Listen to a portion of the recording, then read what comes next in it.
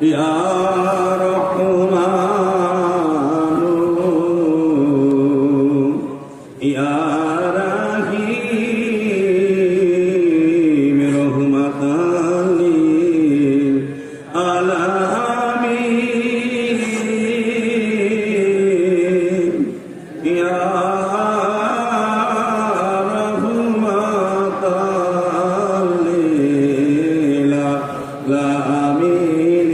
شفيع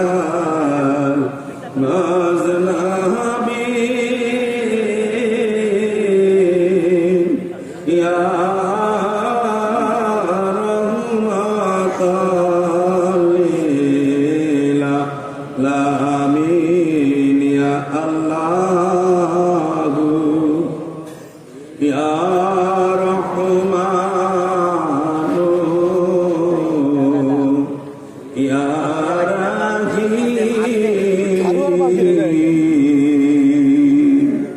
উঠো উঠো দেশবাসী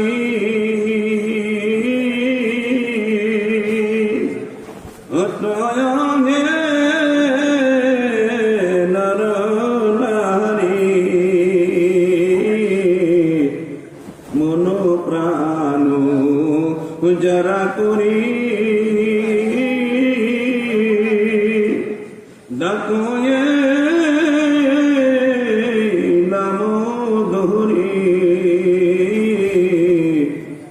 রহমতেরি বরিশালে ধরা হইবে শান্তিময় রহমতেরি বরিশালে ধরা হইবে শান্তিময় আল্লাহ ইয়া রহমানু ইয়া রাহিম ইয়া আল্লাহু ইয়া রহমানু ইয়া রাহিম রহমাতাল লিল আলামিন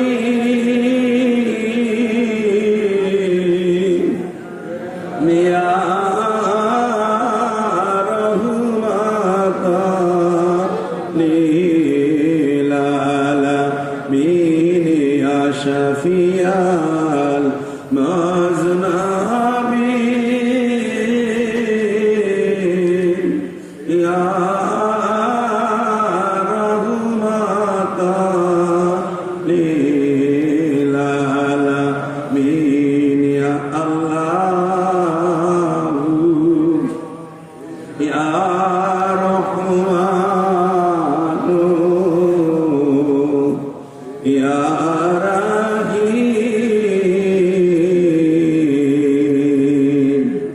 এই নাম জপিলে পরে ভবজালা চিরতরে এই নাম জপিলে পরে ভবজালা চিরতরে অন্তর জ্বালা যাবে চলে দিল হবে তার রোশন অন্তর জ্বালা যাবে চলে দিল হবে তার রোশন ইয়া আল্লাহ ইয়া রহমানু ইয়া রাহিম ইয়া আল্লাহ ইয়া রহমানু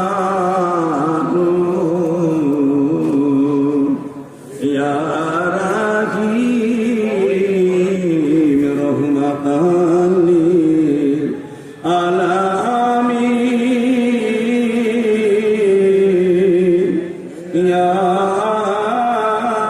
রাহমাতাল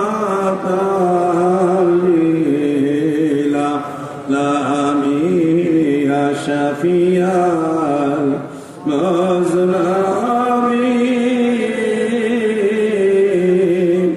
ইয়া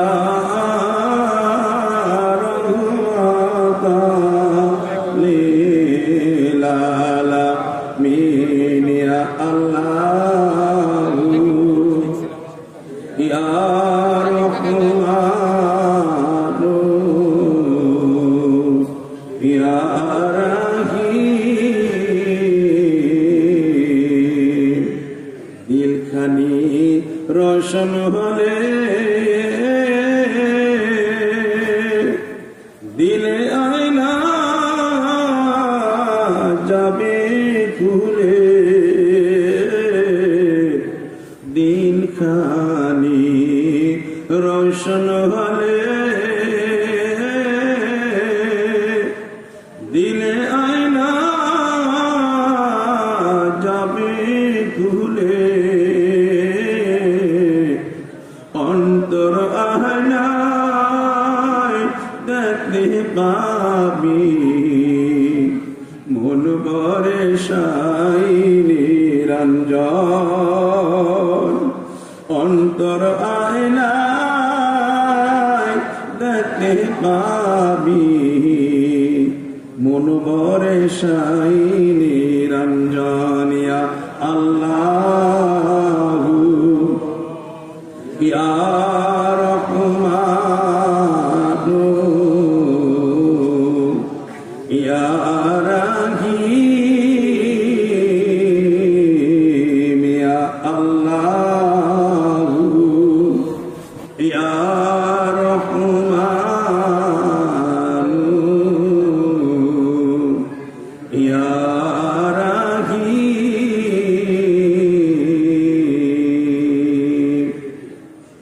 প্রাণের আশিক ও জাকির ভাই বোনেরা, এলাকাবাসী গ্রামবাসী ভাই বোনেরা, অলি প্রেমিক নবী প্রেমিক আমার ভাই বোনেরা, এখন আর ঘুমে থাকার সময় না, রহমতের সময় হয়ে গেছে। এই সময় নিয়ামতুল সময়, গুনাহ মাফের সময়, মাওলার সঙ্গে বান্দার প্রেমের সাথে বন্ধন করে নেওয়ার সময়। এই সময় আল্লাহ রাব্বুল আলামিন বিশ্ববাসীর জন্য রহমতের ভান্ডার খুলে দেয়।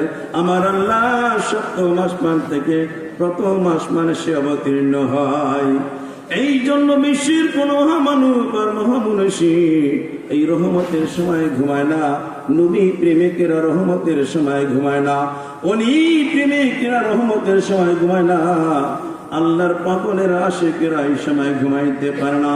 তারা আল্লাহর সন্তুষ্টির জন্য, আল্লাহকে রাজি করার জন্য, আল্লাহর নিয়ামতের শুকরিয়া আদায় করার জন্য আরামের ঘুম ছেড়ে দিয়া মাবুদ মাওলার দরবারে কাঁদে। আল্লাহর প্রিয় নবী, নবীদের নবী, আমার জিন্দা নবী রহমতের সময় ঘুমায় নাই। সারা জীবন তিনি তার উম্মতের মুক্তির জন্য, নাজাতের জন্য, কল্যাণের জন্য আল্লাহর হুজুরে চোখের পানি ফেলে ফেলে কেঁদে গেছেন। আমার জিন্দা পীর দয়াল বাবা চন্দ্রপুরী, তিনি তার হায়াতের জিন্দেগিতে রহমতের সময় ঘুমায় নাই। তিনি সারা জীবন তার মুরিদের কল্যাণের জন্য, মুক্তির জন্য, বিশ্ববাসীর নাজাতের জন্য আরামের ঘুম ছেড়ে দিয়া মাওলার দরবারে কেঁদে গেছেন। আওলাদে রাসূল, রাসূলুল্লাহর প্রতিনিধি আমার দয়াল সূর্যি, তিনি রহমতের সময় ঘুমায় না। আমাদের জন্য, বিশ্ববাসীর জন্য রহমতের সময় আরামের ঘুম ছেড়ে দিয়া মাবুদ মাওলার দরবারে কাঁদে। কারণ এই সময় কাঁদলে আমার আল্লাহ খুশি হয়, রাজি হয়, ওই বান্দার মকসুদ পূর্ণ হয়, ওই বান্দার গুনাহ মাফ হয়, ওই বান্দাকে আমার আল্লাহ কবুল করে নেয়, তার ভাগ্যের পরিবর্তন হয়। আমার আল্লাহ তাকে কবুল আর মঞ্জুর করে নাই। তাই মিয়া ভাইরা কোনো যারা ঘুমে আছেন আরামের ঘুম ছেড়ে দেন, ঘুম থেকে উঠে যান। এই সময় যদি চলে যায় আর কঠিন কালেও পাওয়া যাবে না। আর আপনার আমার হায়াতের জিন্দেগিতে সময়টুকু আর কখনো আসবে না। তাই ভাইরা কোনো যারা ঘুমে আছেন আরামের ঘুম ছেড়ে দেন। এইটাই আমার পূর্ণ সময় আল্লাহ রাব্বুল আলামিন প্রথম আসমানে অবতীর্ণ হয়। আর রহমতের ভান্ডার খুলে দে আমার আল্লাহ। তার একদল রহমতের ফেরেশতাদেরকে ডেকে ডেকে বলে, আমার ফেরেশতারা, আমি আল্লাহ রহমতের ভান্ডার খুলে দিয়েছি, রহমতের ডালি নিয়া তোমরা দুনিয়ার জমিনের মধ্যে বিচরণ করো। প্রত্যেকটি পাড়া মহল্লায় আমার আশিক পাগল বান্দা বান্দির মধ্যে এই রহমতগুলি বন্টন করে দাও। হুকুম করার সঙ্গে সঙ্গে আল্লাহর নিয়োজিত এই রহমতের ফেরেশতারা ওই রহমতের ডালিগুলি নিয়ে দুনিয়ার জমিনের মধ্যে আগমন করে।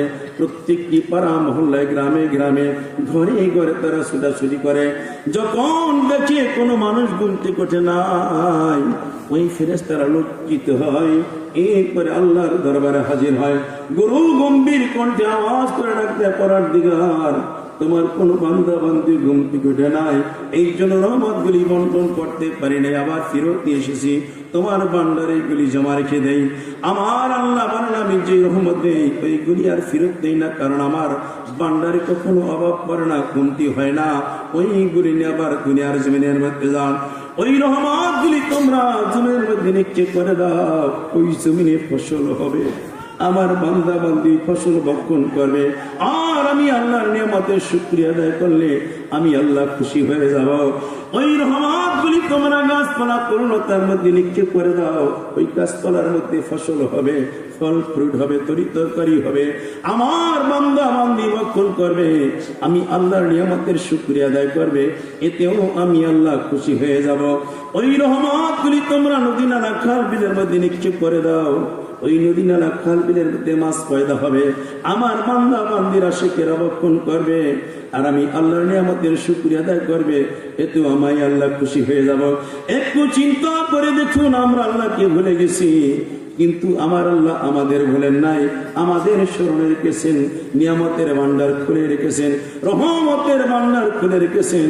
তো এখনো যারা ঘুমে আছেন ঘুমটি করে যান, আমার দয়াল বাবা চন্দ্রপুরের কদম জরে দুরিয়া ওই দয়াময় মাবুদ মাওলাকে প্রাণ ভরে ডাকে নিয়া, আল্লাহ ইয়া রহমান ইয়া রাহিম ইয়া আল্লাহ ইয়া রহমান ইয়া রাহিম রহমাতানি আলামিন ইয়া রহমাতানি আলামিন ইয়া শাফিয়াল মুযনাবিন ইয়া রহমাতানি আলামিন ইয়া আল্লাহ ইয়া রহমান ইয়া রাহিম ইয়া আল্লাহ ইয়া রহমান ইয়া রাহিম। এই জন্য আমার নবী বলেন, আশরাফু উম্মতি হামালাতিল কুরআনি ওয়া আসহাবুল লাইলি। আল্লাহর নবী বলেন, আমার উম্মতের মধ্যে ওই সমস্ত মানুষের মর্যাদা, সম্মান, মর্তবা আল্লাহর দরবারে বেড়ে যায় যারা কোরআন শিখেছে এবং সেই অনুযায়ী আমল গঠন করেছে, আর যারা শিশুর জনিতে রহমতের সময় ক্রন্দনকারী, যারা আরামের ঘুম ছিঁড়ে দিয়ে দিয়া আল্লাহর দরবারে কাঁদে, তাদের মর্যাদা, তাদের সম্মান, তাদের ইজ্জত আল্লাহর দরবারে বেড়ে যায়। যখন কিয়ামত কায়েম হয়ে যাবে, সমস্ত মানুষগুলি একটি ময়দানের মধ্যে একত্রিত করা হবে। এই মানুষগুলি আল্লাহর দরবারে ইয়া নফসি ইয়া নফসি করে কাঁদতে থাকবেন। আল্লাহর পক্ষ থেকে একজন ঘোষণাকারী ঘোষণা করবেন, কি আছো তোমরা এই মাঠের মধ্যে, ময়দানের মধ্যে শিষ্যর জনিতে রহমতের সময় আল্লাহর হুজুরে কেঁদেছো, ক্রন্দন করেছো, তোমরা আলাদা হয়ে যাও। কোটি কোটি মানুষের মধ্যে হইতে মুষ্টিময় কিছু লোক আলাদা হবে। এইবারে ঘোষণাকারী আবার ঘোষণা করবে, আল্লাহ রাব্বুল আলামিন তোমাদের ক্রন্দন কবুল করেছেন, চোখের পানি মঞ্জুর করেছেন। এখন আল্লাহ পাক বিনা হিসাবে জান্নাতে যাওয়ার জন্য তোমাদের অনুমতি দিয়েছে। তোমরা হাসি মুখে আহলান সাহলান মারহাবা বলতে বলতে তোমাদের এই জান্নাতে চলে যাও। ওই লোকগুলি আনন্দিত হয়ে যাবেন, আল্লাহর নিয়ামতের শুকরিয়া আদায় করবে, আহলান সাহলান মারহাবা বলতে বলতে তারা জান্নাতে চলে যাবে। একটু চিন্তা করে দেখুন, যারা শিশুর জনিত রহমতের সময় ক্রন্দন করে, আল্লাহর দরবারে কান্নাকাটি করে, তাদের মর্যাদা, তাদের সম্মান আল্লাহর দরবারে বেড়ে যায়। কিয়ামতের ময়দানে বিনা হিসাবে তারা জান্নাতি হয়ে যাবে।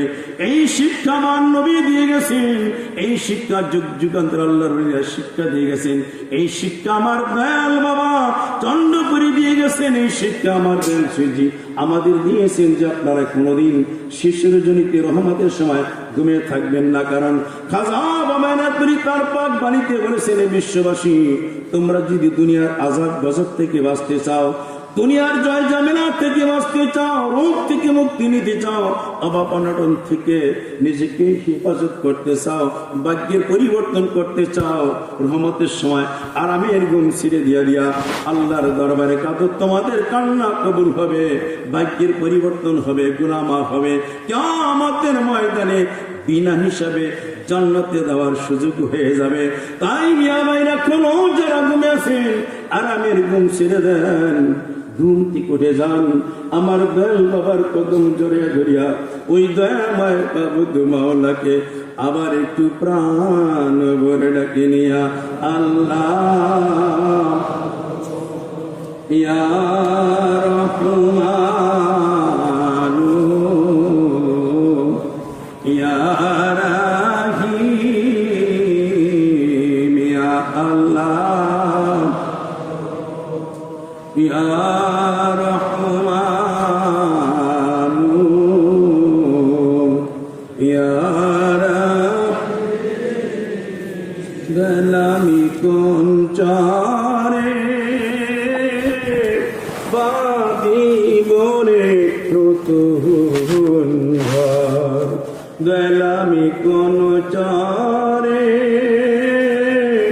বাদি বলে নতুন ঘর, সে চরে যাইবা তুমি রে, ওরে বাজার নাই মানি আমার দুঃখের খবর আমি কোন চরে বাদি বরে নতুন ঘর, গলামি কোন চরে বাদি বরে নতুন ঘর।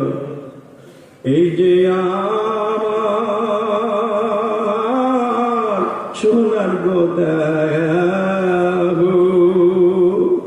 একদিন দোলায় যাবে রে মিশে, এই যে আমার সোনার গোদায় একদিন দোলায় যাবে রে মিশে, খেলার সাথী পানের পতি রে, সেদিন পার হবে এ পুত্র পরিবার আমি কোন চারে বাদি বরে নতুন ঘর, গলামি কোন চারে বাদি বরে নতুন ঘর, সে চারে নি যাইবা তুমি রে, ওরে বাজার নাই বানি আমার দুঃখের খবর আমি কোন চারে বাদি বরে নতুন ঘর, গলামি কোন চারে বাদি বরে নতুন ঘর। সবাই আমায়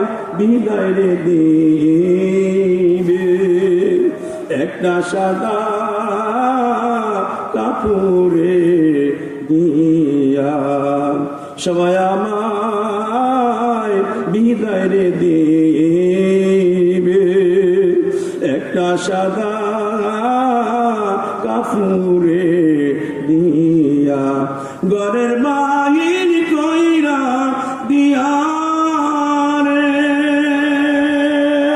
ওরে আমার মুর্শিদ কাঁদবে জনম ভর আমি কোন চারে বাদি ধরে নতুন ঘর দিলামি কোন চারে বাদি ধরে নতুন ঘর সে চরে নি যাইবা তুমি রে। ওরে বাজার লইবা আনি আমার দুঃখের খবর আমি কোন চারে বাদি করে নতুন ঘরিয়া আল্লাহু ইয়া রহমানু ইয়া রাহিম ইয়া আল্লাহু ইয়া রহমানু ইয়া রাহিম।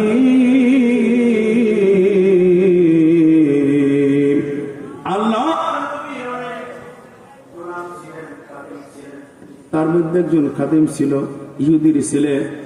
আল্লাহর পেয়ারা নবী যখন মসজিদে নামাজে যাইতেন, মসজিদে তিনি প্রবেশ করতেন আর জুতা মুবারক রেখে যাইতেন, আর ওই ছোট্ট ছেলেটা হুজুরের জুতা নিয়ে বুকের মধ্যে জড়িয়ে রাখতেন, চুমা খাইতেন। এইভাবে কিছুদিন করার পর আর একদিন যখন নবীজি মসজিদে যাবেন, ওই ছেলেটার সামনে দাঁড়িয়ে গেছে। এমন সময় একজন সাহাবী বলেন, হুজুর এই ছেলেটা ইহুদির ছেলে। আল্লাহর নবী বললেন, আমি জানি ইহুদির ছেলে, তুমি ওর কোনো কাজে বাধা দিবে না, ওর কাজকে করতে দাও। এইভাবে অনেক দিন পর্যন্ত আল্লাহর নবী ওই জুতা মোবারক ছেলেটা বুকের মধ্যে জড়িয়ে রাখতো, চুমা খাইতো, নিজের গায়ের জামা দিয়া মুছে পরিষ্কার করে আল্লাহর নবীর কদমে পরিয়ে দিতেন। হঠাৎ করে ছেলেটার মসজিদে আসে না। আল্লাহর নবী জানতেছেন আবু বকর ওই ছোট্ট ছেলেটাকে তো আর দেখে না, কারণ কি? আবু বকর বলেন, হুজুর আমি একটু সংবাদ পেয়েছি, ওই ছেলেটা সুস্থ, কয়েকদিন যাবত জ্বরের জন্য আসতে পারে না। আমার নবী বললেন, আমি ওই বাড়িতে যাব, ওই ছেলেটাকে দেখার জন্য আমার যাইতে হবে, ওই ইহুদির বাড়িতে একটা সংবাদ দিয়ে দাও। আল্লাহর নবীর হুকুমে একজন সাহাবী পাঠানো হলো। ওই সাহাবী ইহুদির বাড়িতে বলে, ইহুদি তোমার বাড়িতে আমার নবী তোমার ছেলেকে দেখার জন্য আসবে। ইহুদি আবেগে আনন্দে হাউমাউ করে কেঁদে উঠলেন। তিনি কেঁদে কেঁদে বললেন, আমার ছেলে কয়েকদিন যাবত অসুস্থ, আমি মোহাম্মদের ধর্ম গ্রহণ করি না, বিরোধিতা করি, অথচ মোহাম্মদ আমার ছেলেকে দেখার জন্য আসবে। এর চাইতে বলন্দ নসিব, এর চাইতে সৌভাগ্য আমার জীবনে আর কিছুই হইতে পারে না। সুন্দর করে বাড়ি জানু সাজিয়ে রাখলেন। আল্লাহর নবী তার কয়েকজন সাহাবীদেরকে নিয়ে ইহুদির বাড়িতে গেলেন। দরজায় পা রেখে দেখলেন আজরাইল বসে আছে। আমার নবী ডাক দিলেন, আল্লাহ তুমি কেন আসছো? আজরাইল বলেন, ইয়া রাসূলুল্লাহ, ইয়া হাবিবাল্লাহ, আল্লাহর হুকুমে এসেছি, এই ছেলেটার হায়াত শেষ হয়ে গেছে, এখন সে মারা যাবে, তার রূহ কবজ করার জন্য আমি আসছি। আমার নবী বললেন, না করা যাবে না, তুমি চলে যাও। আজরাইল বলেন, হুজুর আমি আপনার হুকুম পালন করব না, আমি আল্লাহটা পালন করব। নবীজি বলেন, তুমি আল্লাহর কাছে জিজ্ঞাসা করে নাও কি করতে হবে। এইবার আজরাইল একটা করার দিকে নাম, তোমার হাবিব তোমার দোস্ত এই ছেলেটার রূহ কবজ করতে নিষেধ করতেছে, আমি এখন কি করব? তোমার হুকুম পালন করব না, তোমার হাবিবের দোস্তের হুকুম পালন করব। আমার আল্লাহর আজ্ঞা আজরাইল আমার বন্ধুর সঙ্গে কোন রকম বেয়াদবি যাতে না হয়, বেয়াদবি করা যাবে না। আমার বন্ধু যা বলে তাই হবে, আমার হুকুম চলবে না।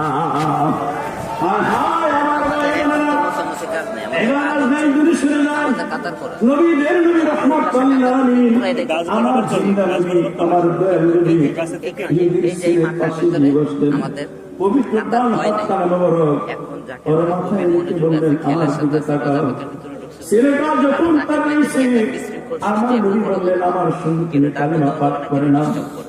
ওই ছেলেটা হাউমাউ করে কাঁদতে লাগলেন। একবার আমার নবীর দিকে তাকায়, আর একবার তার বাবা মায়ের দিকে তাকায়। মনে মনে ভাবতেছে যদি আমার মা এবং বাবা রাগ করে কারণ তার আর আমি যদি মোহাম্মদের ধর্ম গ্রহণ করি, তারা কষ্ট পাবে, আমাকে রাগ করবে, হয়তো তারা বেয়াদবি মনে করতে পারে। এই জন্য একবার নবীর দিকে তাকায়, আর একবার তার মায়ের দিকে বাবার দিকে তাকায়। আমার নবী আবারও বললেন তুমি কালেমা পড়ে নাও। ওই ছেলেটা কান্দে, আমার মা বাবার দিকে তাকায়, আবার আমার নবীর চেহারা মোবারকের দিকে তাকায়, দুই চোখ দিয়ে বেয়ে পানি পড়তেছে। আবারও আমার নবী বললেন তুমি কালেমা পাঠ করে নাও। ছেলেটা তার বাবার দিকে তাকাইছে, এগুলি বলতেছে বাবা আর দেরি করা যাবে না, আমাদের দিকে তাকাইও না, মোহাম্মদ রাসূলুল্লাহ যা বলে তাই তুমি শোনো, তাই তুমি গ্রহণ করো। এইবার আমার নবী বললেন আমার সঙ্গে পাঠ করে নাও লা ইলাহা ইল্লাল্লাহু মুহাম্মাদুর রাসূলুল্লাহ। এবার ছেলেটা এই পবিত্র কালেমা শরীফ পাঠ করলেন, অর্থাৎ মুসলমান হয়ে গেল। এইবার আমার নবী ডাক দিলেন আজরাইল, আমার কাজ হয়ে গেছে, এখন তোমার কাজ তুমি করো। ওই ছেলেটা মারা গেলেন, আল্লাহ নবী নিজে থেকে দাফন কাফন করলেন। আবার তিনি তার বাড়ির দিকে রওনা করলেন। প্রতিমধ্যে একজন সাহাবী আরজ করলেন ইয়া রাসূলুল্লাহ, ইয়া হাবিবাল্লাহ, একটু জানার বিষয় ছিল, আপনার হাকিকত এই কাজের মর্মটা কিছুই বুঝলাম না। ইহুদির ছেলের বাড়িতে আসলেন, পাশে বসলেন, একবার দেখলাম চেহারা মলিন, আর একবার দেখলাম আপনার চেহারাটা নুরানি এবং উজ্জ্বল, কারণ কি? আল্লাহর নবীকে দেখে বললেন সাহাবী তুমি তো জানো না, আমি যা জানি তুমি তা জানো না, আমি যা দেখি তুমি তা দেখো না। ওই ছেলেটা ইসলাম গ্রহণ করে নাই, কালেমা পড়ে নাই, ঈমান মানে নাই, নামাজ পড়ে নাই, রোজা রাখে নাই, হজ করে নাই, যাকাতও দেয় নাই, কিন্তু আমি নবী মুহাম্মদ রাসূলুল্লাহকে ভালোবেসেছে, আমাকে ভালোবেসে আমার গোলামি করে, আমার জুতা চুমা খেয়ে বুকে জড়িয়ে ধরে একটা ছেলে জাহান্নামী হয়ে যাক, এইটা আমি হতে দিতে পারি না, এইটা হতে পারে না। এই জন্য আমি এই ছেলের কাছে ছুটে আসি, তাকে কালেমা পড়াইলাম এবং ঈমান নিয়ে কবরে যাওয়ার জন্য সুযোগ করে দিলাম, যাতে সে আমার সঙ্গী হয়, আমার সাহাবীদের সঙ্গী হয়, কিয়ামতের ময়দানে মুমিনদের সঙ্গী হয়, আমার সঙ্গে জান্নাতবাসী হয়। এই সুযোগটুকু করে দেওয়ার জন্য আমি তার কাছে ছুটে আসি। আমাকে ভালোবেসে, আমাকে মহব্বত করে এবং আমার গোলামি করে কেউ কোনোদিন জাহান্নামী হবে না, হইতেও পারে না। একটু চিন্তা করে দেখুন, নামাজও পড়ে নাই, রোজাও রাখে না, ইসলামের কোনো হুকুম পালন করে নাই, শুধু নবীর ভালোবাসা তার দিলের মধ্যে ছিল, নবীর ইশক তার অন্তরে থাকার কারণে, ওই জুতায় চুমা খাওয়ার কারণে, ওই জুতার দুলি বুকের মধ্যে নেওয়ার কারণে আমার নবী তাকে জান্নাতে যাওয়ার সুযোগ করে দিলেন। ওই নবীর আওলাদ আওলাদে রাসূল আমার দয়াল বাবার কদম জোরে ধরিয়া ওই দয়াময় মাওলা কাবার একটু প্রাণ ভরে ডাকে নিয়া আল্লাহ ইয়া রহমান ইয়া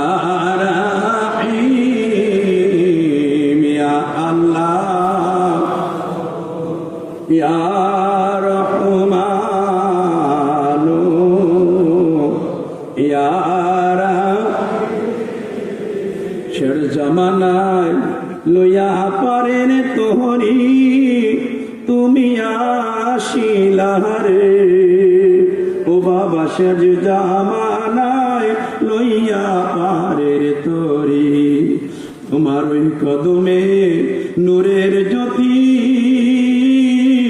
করে ঝিলিমিলি, তুমি আসিলা রে ও বাবা শেষ জামানায় লইয়া পারের তরি। এসে তুমি কহরে নঙ্গর পদ্মা নদীর পারে গো বাবা, পদ্মা নদীর পারে। আবার বাঁধিলে ঘর ঠাকুরের চার, বড়ই যতন করে তুমি আসিলা রে ও বাবা শেষ জামানায় লইয়া পারের তরি। শেষ জামানায় লইয়া পারের তরি, তুমি আসিলা রে ও বাবা শেষ জামানায় লইয়া পারের তরি। তোমার ওই কদমে নূরের জ্যোতি করে ঝিলিমিলি, তুমি আসিলা রে ও বাবা শেষ জামানায় লইয়া পারের তরি। যুগে যুগে ঘুরে ঘুরে এসে বাংলার বুকে গো বাবা, এসে বাংলার বুকে দিলে নাবার ও বাবা জান। ফাইজের দ্বারা খুলে তুমি আসিলা রে ও বাবা শেষ জামানায় লইয়া পারের তরি। তোমার ছবি নূরের রবি বিজিলি সিমকায় গো বাবা, বিজিলি চমকায় আধার কেটে প্রভাতে এলো। তোমার সীমি দয়ায় তুমি আসিলা রে ও বাবা শেষ জামানায় লইয়া পারে তরিয়া। আল্লাহ প্রাণ করে রাখেন ইয়া রহমানু ইয়া রাহিম ইয়া আল্লাহ ইয়া রহমানু ইয়া রাহিম। আমার বাবার দরবারে একজন জাকির ভাই ছিলেন, তিনি অনেক বছর মতো আনসার ডিউটি করেছে। ফরিদপুর ইউনিটের সদর থানার বাড়ি। হঠাৎ করে ভাই অসুস্থ হয়ে গেছে, স্ট্রোক করেছে। কিছুদিন ফরিদপুর মেডিকেল হাসপাতালেও ছিলেন। এরপর একটু সুস্থ হওয়ার পর আমার দেন সুজির কাছে বলেন, বাবা আমি অসুস্থ, শানুরুস বাবার আমাকে সম্পূর্ণ সুস্থ করে দাও, যেন আমি আগের মতো খেদমত করতে পারি। সজ্জি বললেন, আল্লাহ যা করেছে ভালোই করেছে, এটা আল্লাহর ইচ্ছা। আল্লাহ যেই পথে রাজি থাকে ওই পথেও আপনার রাজি থাকতে হবে। যেটা হয়েছে কষ্ট নেওয়া যাবে না, এরপরে শুকরিয়া আদায় করতে হবে। আল্লাহর দরবারে শিশুর জনিতে কাঁদতে হবে, যাতে ঈমান নিয়া কবরে যাইতে পারে। এতে বোঝা গেল ওই লোকটা ওই বেশি দিন আর বাঁচবে না। ওই জাকের ভাই মন বলল না, উনি বেজার মুখে মনে কষ্ট নিয়ে চলে গেলেন। তিনি বলেন, আমি তরিকা ছেড়ে দিলাম, কারণ যেই দরবার শরীফে 20 বছর গোলামি করেও আমি সুস্থ থাকতে পারলাম না, ওই তরিকারে থাকবো না। সামনে রুসমাক কালকা শরীফের সভাপতি সেক্রেটারি একজন আঞ্চলিক প্রতিনিধি ভাই ওই বাড়িতে গেলেন। ভাই সামনে রুসমাক এখন কত খেদমত দিবে বলেন। উনি বলেন, আমি তরিকা ছেড়ে দিছি, অন্য কোনো কথা যদি থাকে বলো, আমি আর চন্দ্রকোনায় কোনো খেদমত দিব না, দরবারে আর যাবো না, আমি তরিকা ছেড়ে দিয়া আসছি, আর ওই তরিকায় থাকবো না। ওই ভাইরা বুঝাইলেন, উনি বোঝে না। এইবার বললাম অন্য বিষয় বলতে পারেন, তরিকতের বিষয় না। অর্থাৎ তিনি বলেন, আমি আর তরিকা করবো না। ভাইরা লজ্জিত হয়ে চলে গেছে। যেই দিন উরুসপাক অনুষ্ঠিত হলো শিষ্যর জনিতে রহমতের ডাকের একটু আগে, ওই জাকির ভাই ঘুমিয়ে আছে। স্বপ্ন জেগে দেখতে পাই তিনি কোথাও যেন যাইতেছে। কিছু দূর যাওয়ার পরে দেখলো দুইটা রাস্তা, একটা ডান দিকে আর একটা বাম দিকে। উনি বামের রাস্তায় চলছে। কয়েক কদম যখন সামনে গেছে দেখতে পাইলেন আমার দেন সূর্যি ওই রাস্তার পাশে দাঁড়ানো। সৈয়দজি জিজ্ঞাসা করেন, আপনি কোথায় যান? ওই জাকির ভাই বলল, আমি সামনের দিকে যাব। সৈয়দজি বলেন, এটা ভুল পথ, এই পথে যাওয়া যাবে না। উনি বলেন, আমি এই রাস্তায় যাব। সৈয়দজি বলেন, না, এইটা ভুল পথ, এই রাস্তা আমি আপনাকে যেতে দিব না, ডান দিকে যান। ওই লোকটা আবার বলতেছে, আমি এই রাস্তায় যাব, ওই দিকে যাব না। সে যে একটু ধমক দিয়ে বললেন, চন্দ্রপুরীর দরবার একটা লোক গোলামি করে খ্যাত করে জাহান্নামী হয়ে যাবে, ভুল পথে চলে যাবে, এইটা আমি কখনো হতে দিতে পারি না, আর আমি ওইটা হইতে দিব না। আপনি ডানে রাস্তা দিয়ে যান, বাম দিকে যাওয়া যাবে না। যখন ধমক দিছে, উনি বললেন, আমার হৃদয়টা কম্পিত হয়ে উঠছে, হৃদয়টা ভয় কেঁপে উঠছে। আমি আর দেরি করি নাই, ভয়তে কাঁপতে কাঁপতে ডানে রাস্তা দিয়ে চলছি। অর্থাৎ সূর্য আমাকে বাধা দিয়েছেন, ফিরিয়ে দিয়েছেন। কিছু দূর যাওয়ার পরে দেখতে পেলাম আমি নতুন একটা জায়গার মধ্যে প্রবেশ করেছি। এত সুন্দর জায়গা, পরিবেশ সাজানো গোছানো, কোনোদিন দেখি নাই। ঘ্রাণে ঘ্রাণে মনটা ভরে গেছে, ফুলে ফলে সাজানো এত সুন্দর দৃশ্য আমার চোখে আর কোনোদিন দেখে যায়। এই দৃশ্য দেখে হৃদয় গলে যায়, অন্তর নরম হয়। যে দৃশ্য দেখে দুনিয়ার সব কিছু মানুষ বলে থাকতে পারে, মানে কি জায়গার মধ্যে আমি যখন গেছি, আবেগে আমি চোখে পানি সেরে সেরে কাঁদতেছি। আল্লাহ, আমি কোথায় আসলাম কিছুই তো জানি না।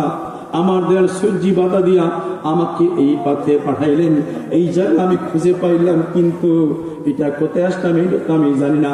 এমন সময় দেখতে পেলাম নুরানি উজ্জ্বল চেহারা মোবারকের একজন বুজুর্গ ব্যক্তি আমার সামনে দাঁড়িয়ে মুসকি আসিনা বলছে, তুমি না চন্দ্রপুরীর তরিকা গ্রহণ করেছো, ওই দরবারে খেদমতের গোলামি করেছো। এই খেদমত করার কারণে, গোলামি করার কারণে আল্লাহ রাব্বুল আলামিন তোমার জন্য এই জান্নাতের বাগান সৃষ্টি করে রাখছে। এটা তোমার থাকার জায়গা, তোমার এই জায়গাটা নির্ধারণ করা হয়ে গেছে। এইটা দেখার পর আমার হৃদয় জুড়িয়ে গেছে। আমি আমাকে কাঁদতেছি, লোকটা চলে গেলেন। এবার আবার নিজেকে শান্ত করলাম, স্বাভাবিক অবস্থা হইলাম। এই স্বপ্ন যুগের কথাই ভাবলাম, আমি আর মনে মনে চিন্তা করলাম, এখানে তো আমার সূর্য আমাকে পাঠালেন, এখন আমি যে জায়গায় যেতে চাইছিলাম ওই জায়গায় কি আছে একটু দেখতে হবে। ওখান থেকে নিয়ে আসলাম। বাম দিয়ে কিছু দূর যাওয়ার পরে আমি দুর্গন্ধ নাকি আমার বেশি আসলো, জবান বন্ধ হয়ে যায়, চক্ষু খুলতে পারি না, কানে হাহাকার কান্নার শব্দ আসতেছে, চিৎকার পেরে পেরে কে যেন কাঁদতেছে, গরম বাতাস গায়ে লাগছে, মনে হয় গায়ে ফুস পড়ে যাবে।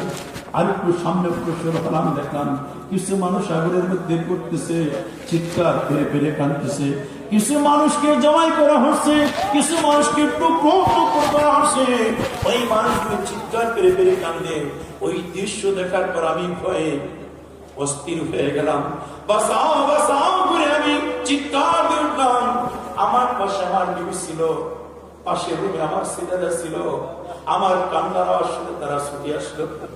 আমি ঘামিয়ে গেছি, ঘাম পড়তেছে, থরথর করে কাঁপতেছি। আমি আমার সন্তানকে পিছনে গেলাম, বাবা আমি ভুল করেছি, চন্দ্রপুরীর তরিকা সারা যাবে না, ইচ্ছা করলে সারা যায় না। আমি ছেড়ে দিয়েছি, কিন্তু আমার পীর চন্দ্রপুরী আমাকে ছাড়ে নাই, আমার সূর্যি আমাকে ছাড়ে নাই। বাবা ওই যে রহমতের ডাকে লাগিয়ে দরুদ শরীফ শোনা যায়, করে ডাকতেছে শোনা যায়। আর দেরি করিস না, আমি পরের স্বপ্নের কথা বলবো, আগে দরবারে নিয়ে আসাম। ওই ছেলেরা সেখান থেকে তার বাবাকে নিয়ে দরবার শরীফে আসে। সনের হুজুরার পাশে বসে রহমতের ডাক শুনে আকিনি মরণটা আমার দান সৃষ্টি যায়। এই মরণটাতে শরীফ আমিন আমিন বলে কান্দে।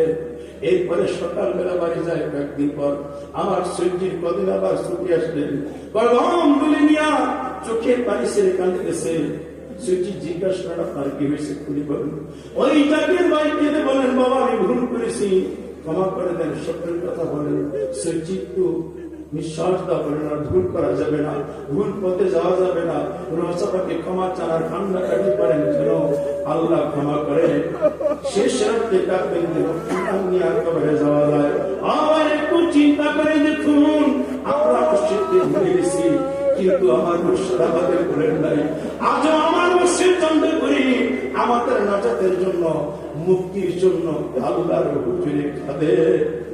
আমরা বলে গেল আমার পীর আমাদের ভরে না। ওই নদীর কদম জড়ে ধরেন সুখের পানি নজরে দিয়া দয়াময় মাবুদ মাওলাকে আবার একটু প্রাণ ভরে রাখে নিয়া আল্লাহ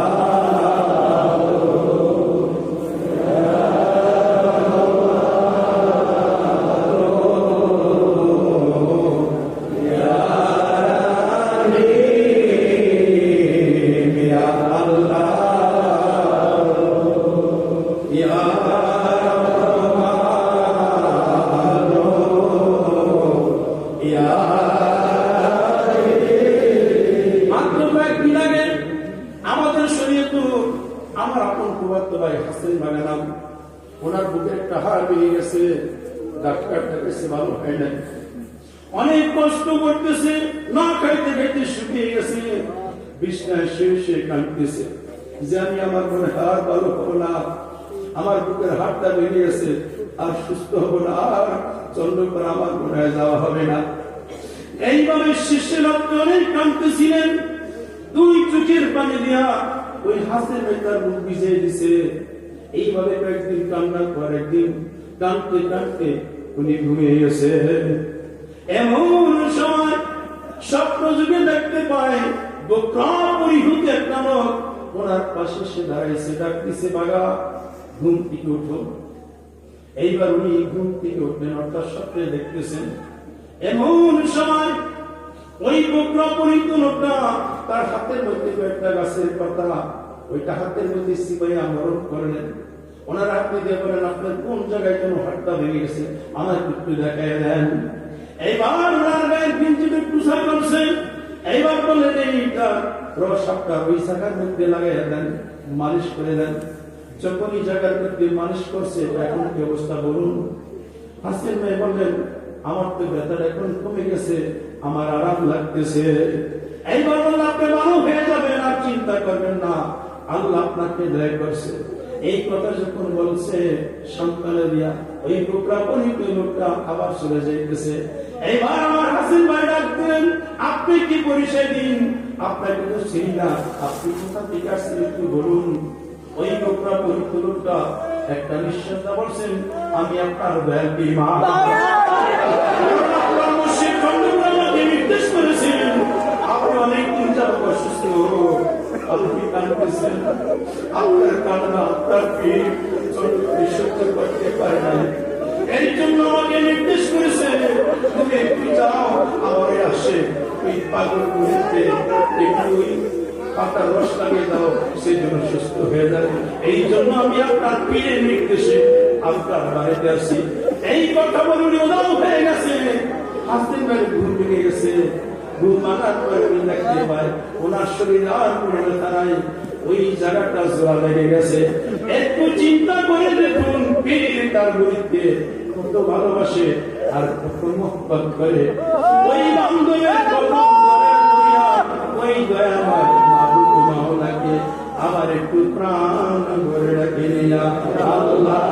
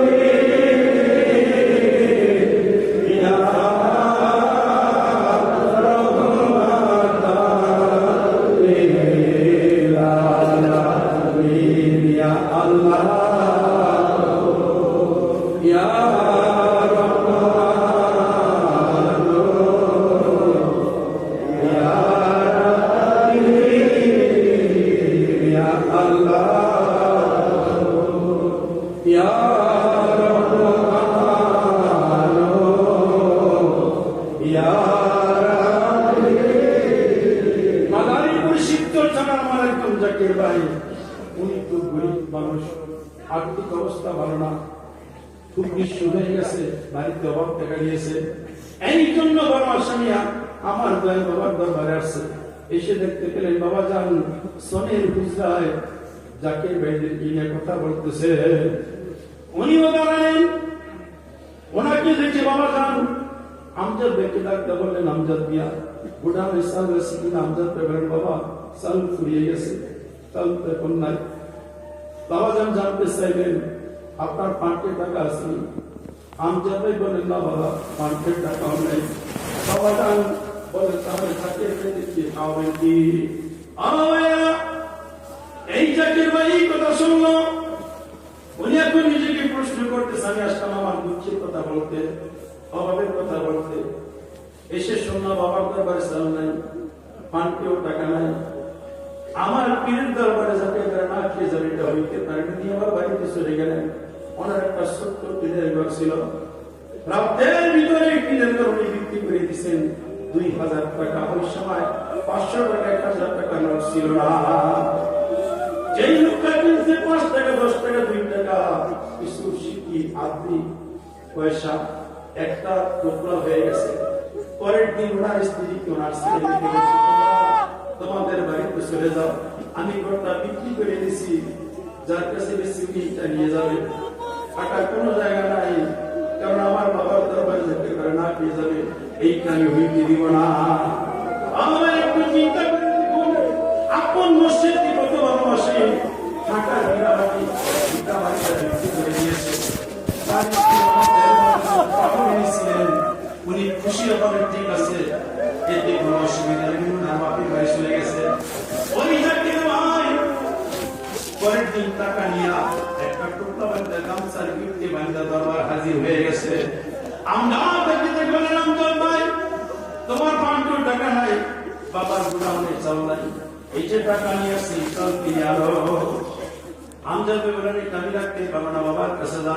ও ভাইরা কিছু সময় পর দেওয়ার বাবার সঙ্গে করি, হাতে বেতের লাঠি, চোখে কালো প্রেমের চশমা, মাথায় গোল টুপি, পরনে সাদা পাঞ্জাবি, মুখে কাসমা গাদারি, ওই নূরের পুতুল বাইর হয়েছে। হাঁটতে হাঁটতে সোনের হুজরার দিকে রওনা হয়েছে।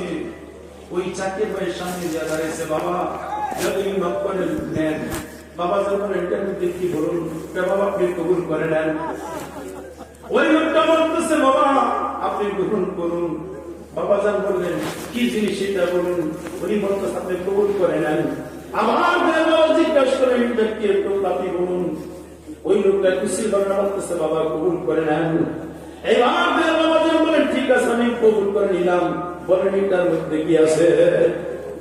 এবার জাকির ভাই বললেন, বাবা কালকে এসেছিলাম তোমার দাদার মনের দুঃখের কথা বলার জন্য, সে শুনতে পেলাম খুবই ভালো। গোটা হয়ে চাল নাই, আমজাদ ভাই 5 টাকা নাই, তুমি বলো জাকির ভাই কি খাইবে। এই জন্য আমার একটি ঘর ছিল, টাকা পয়সা নাই, ওই ঘরটা বিক্রি করে 2000 টাকা তোমার জন্য নিয়ে আসছি, বাবা কবুল করে না। বাবা যান একটু মুস্কি হাসি দিলেন, আবার একটু নিঃশ্বাস দিলেন। বাবা যান বলেন, আপনি খুব চালাক মানুষ, আমাকে যা কবুল করাইলেন। এরপরে বললেন, যা আমি যখন কবুল করেছি আল্লাহর দরবারেও আপনার নজর কবুল হয়ে গেছে। আমি আপনার জন্য দোয়া করি, আল্লাহ আপনার অভাব রাখবে না, আপনার ভাগ্যের পরিবর্তন করে দিবে। বাবা যান গ্রহণ করলেন। ওই জাকির ভাই পরের দিন বাড়িতে রওনা করেছে। প্রতিমধ্যে একজন জাকির ভাইয়ের সঙ্গে দেখা হয়ে গেছে। আল্লাহর ওলিরা যদি প্রেমের নজরে তাকায়, কোন কিছু কবুল করে নাই, ওইটা কবুল দরবারে কবুল হয়, ভাগ্যের পরিবর্তন হয়ে গেছে। ওই জাকির ভাই বললেন, ভাই আপনি তো জন্য করার জাকির, আমিও জাকির, আমার কোন বিশুদ্ধ লোকের প্রয়োজন, আমি ব্যবসা করি, একা আমি পারি না, আমার সঙ্গে আপনার থাকতে হবে। ওই জাকির ভাই বলেন, আমার তো কোনো টাকা পয়সা না, আমি নিঃস্ব মানুষ, গাড়ি ভাড়া কোনো নাই, আমি কেমনে থাকবো। ওই ব্যবসায়ী জাকির ভাই বলেন, আপনার দেহ চালান আর আমার টাকা পয়সা চালান, আমার সঙ্গে থাকবেন, যা ব্যবসা হয় অর্ধেক আপনার আর অর্ধেক আমার। একটু চিন্তা করে দেখুন, ভাগ্যের পরিবর্তন হয়ে গেছে, বিনা চালানে ব্যবসা শুরু হয়ে গেছে। সারাদিন উনি বাঙালি ব্যবসা করতেন, মাল কিনছে, বিকাল বেলা বিক্রি করছে, ওই সময় 300 টাকা লাভ হয়েছে। 300 টাকা ওই সময় অনেক কিছু রে ভাই। এইবার হিসাব কিতাব করে দেখো 300 টাকা লাভ হয়েছে, 150 টাকা ওই ভাই নিলেন, আর 150 টাকা আমার গরিব চাকরি রেখে দিয়ে দিলেন, বলেন আবার 2 দিন পরে আসবেন, আবার এইভাবে আমরা মাল কিনবো। এইভাবে 1 বছর কাটতে থাকে, উনি অনেক টাকার মালিক হয়ে গেছে। এইবার বলো ভাই, এখন আপনি ব্যবসা শিখেছেন, আপনি আলাদা ব্যবসা করবেন, আমি আলাদা ব্যবসা করব, আমরা দুইজন এখন চালাইতে পারবো, কোনো অসুবিধা হবে না। 1 বছর পরে উনি দরবার শরীফ আসছে, আবার দেড় বাবার কদম করে নিয়া 1000 টাকা নজর দেওয়া বলছে। বাবা যা বলছে, অনেকদিন পরে দেখলাম আপনার অবস্থা কি, ছেলে মেয়েদেরকে কোথায় রাখছেন, বাড়িতে আনছেন? ওই চাকরির ব্যক্তি দিতে বলেন, বাবা আমি শ্বশুর বাড়িতে রেখেছিলাম, টিনের ঘর বিক্রি করেছি, তোমার দয়ায়, তোমার নেক নজরে, তোমার উসিলায় আমি এখন বাড়িতে পাকা ঘর করছি, অনুমতি দিলে আমার ছেলে মেয়েদেরকে নিয়ে আমার বাড়িতে রাখবো। বাবা মানে একটু হাসি দেবেন না, আমি অনুমতি দিলাম, ওদেরকে বাড়িতে নিয়ে আসেন। আমার ভাইরা, আপনার মসজিদকে ভালোবাসবে, ওই মসজিদের কদমে গোলামি করলে আর কেমন করবে? বাইকের পরিবর্তন হয়, অভাব দূর হয়, মনের মুচ্ছে পূর্ণ হয়, আল্লাহ রাজি হয়, খুশি হয়। মদিনার নবীর চেয়ার বাংলার জমিনে ঘরে বসে পাওয়া যায়। ওই বান্ধবের কদম জড়ে ধরেন, আর দয়াময় মাবুদ মাওলাকে আবার একটু প্রাণ ভরে রেখে নিয়া আল্লাহ ইয়া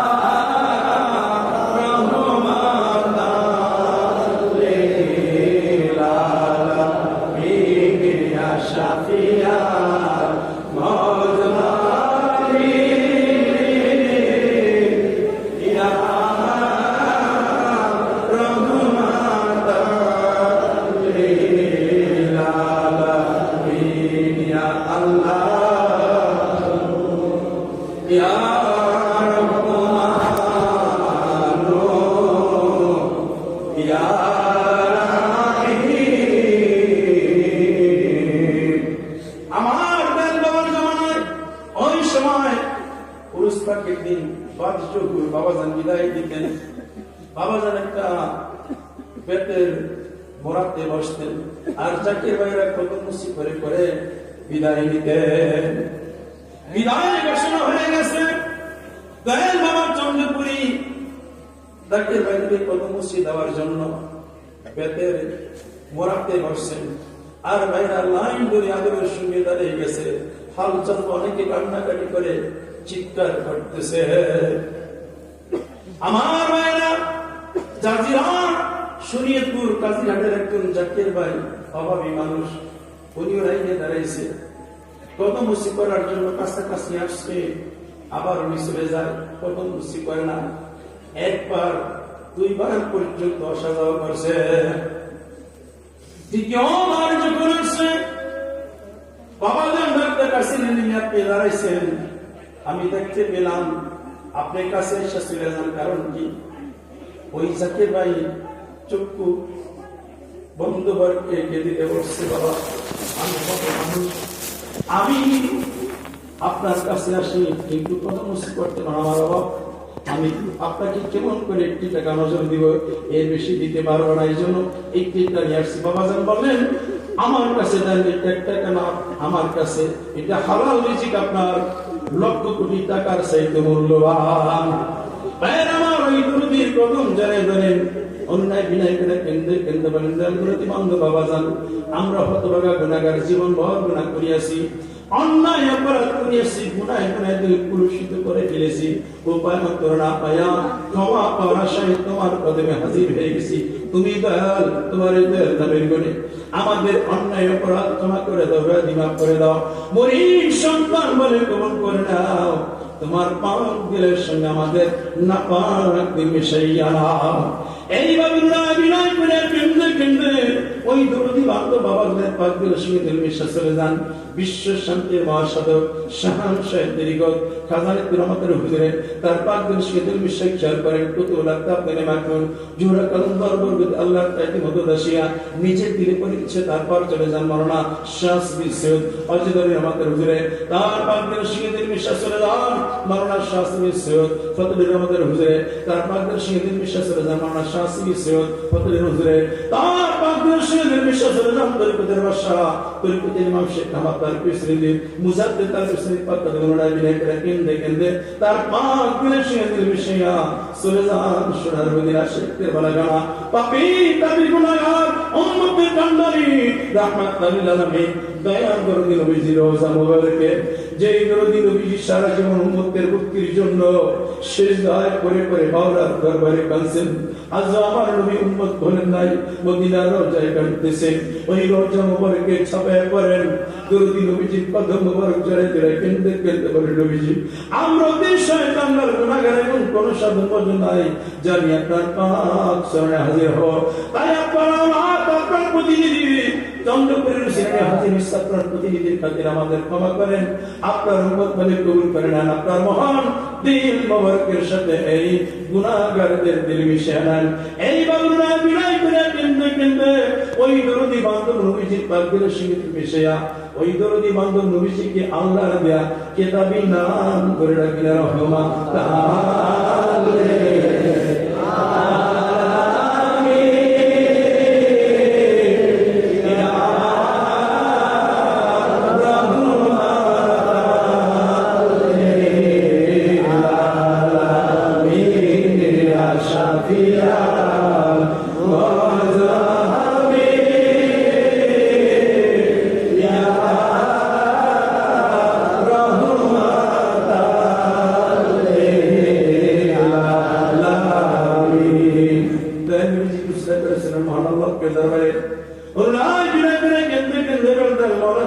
জীবন মরণ করিয়াছি, সীমাহীন গুনাহ করিয়াছি, তাই না পাক বকির কথা শুনবে না বলে তোমার হাবিব হুসাইনিয়া তোমার দরবারে হাজির হইছি, তোমার হাবিব পাকের উসিলায় আমাদের অন্যায় করার জীবনের সমস্ত গুনাহগুলি ক্ষমা করে দাও। দয়া করে রহমতের ভিক্ষা দাও, রহমতের ফায়জের উম্মেদার হইয়া ওই দয়াময় মাহবুব বাউলাকে প্রাণ করে রাখেন ইয়া আল্লাহ ইয়া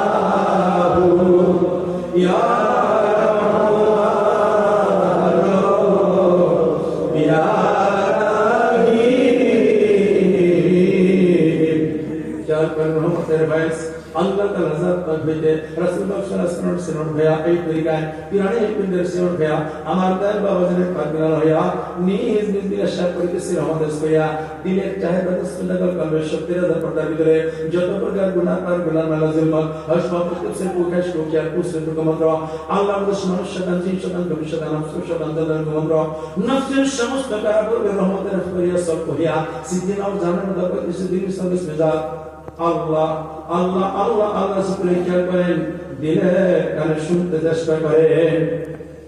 আর কিছু সময় কালবে আল্লাহ আল্লাহ শুকরিয়া হয় এই খেয়াল থাকে।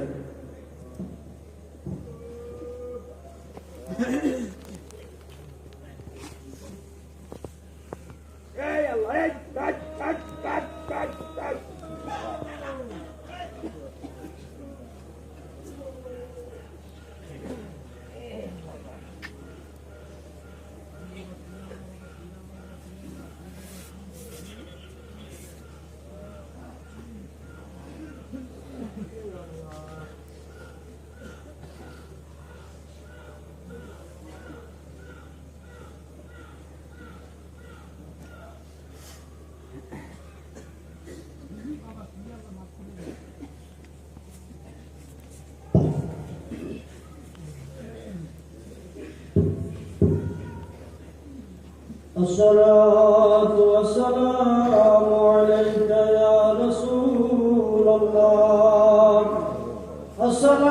الصلاة والسلام عليك يا حبيب الله الصلاة والسلام عليك يا سيد المرسلين الصلاة والسلام عليك يا رحمة للعالمين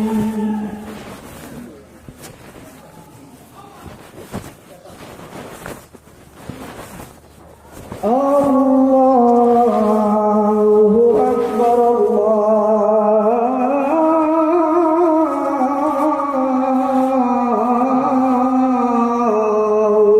أكبر الله أكبر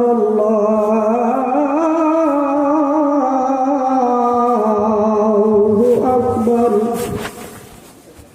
أشهد أن لا إله إلا الله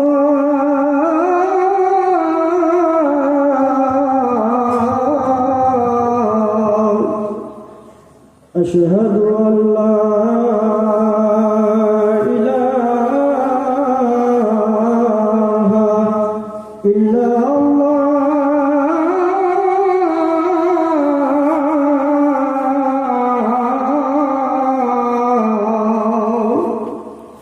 أشهد أن محمدا رسول الله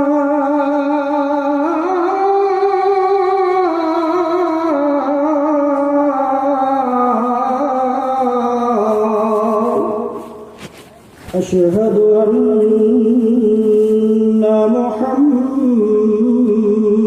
محمدا رسول الله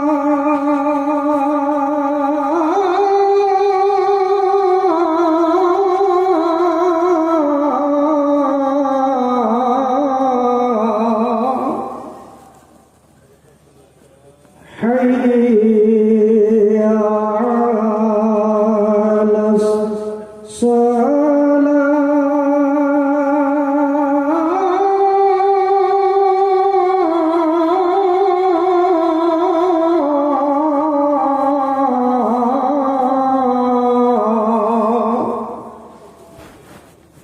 حي على الصلاة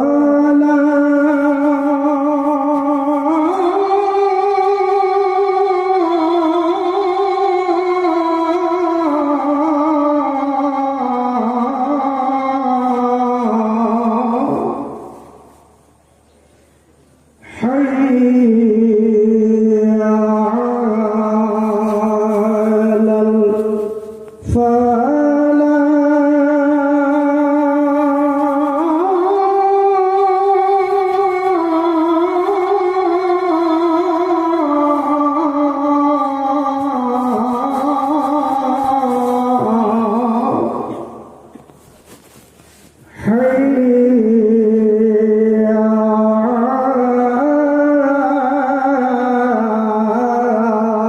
على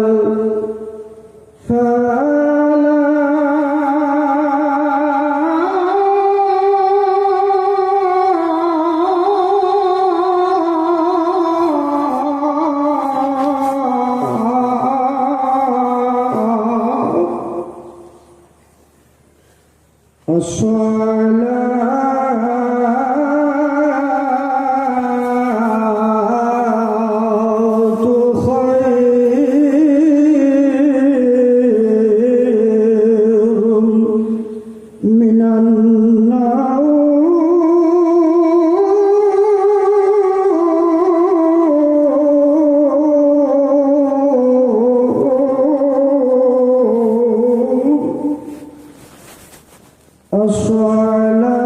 الصلاة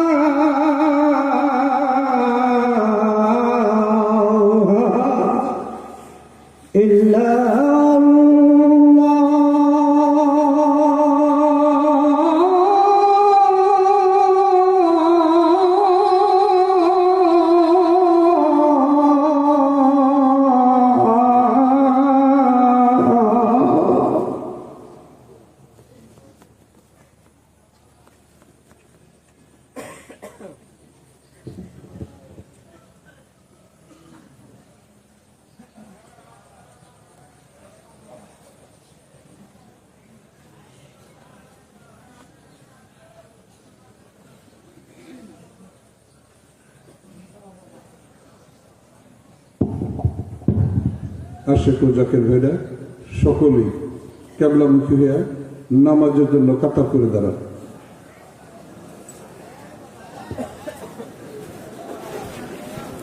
সকলেই নামাজের জন্য কাতার করে দাঁড়ান।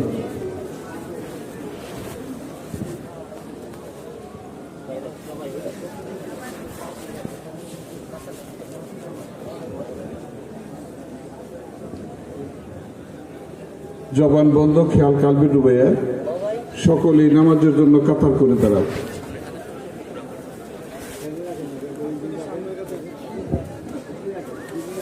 জবান বন্ধ রাখেন, খেয়ালের সাথে সকলেই নামাজের জন্য কাতার করে দাঁড়ান।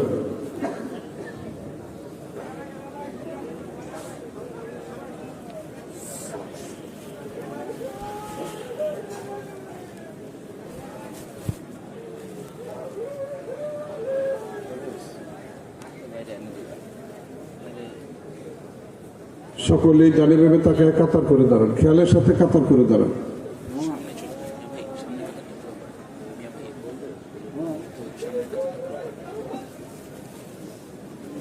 কাতার সোজা হলে পরে সকলেই কাতার ঠিক রেখে নামাজের কাতায় বসে। সকলেই কাতার ঠিক রেখে কাতার করে কাতার ঠিক রেখে নামাজের কাতায় বসে।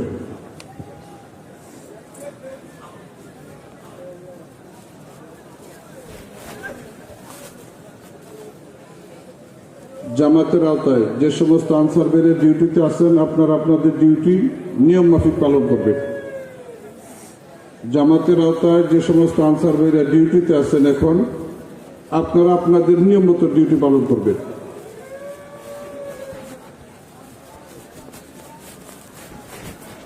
সবাই বসে, কাতার সোজা হইলে পরে সবাই বসে। প্রাণের আশেক ও জাকির ভাই ও বোনেরা, আমরা জলসায় উরুস পাকে হাজির হয়ে কার্যক্রম শুরু থেকে বর্তমান পর্যন্ত হাজির হয়েছি। আমরা শেষের দিকে এগোচ্ছি।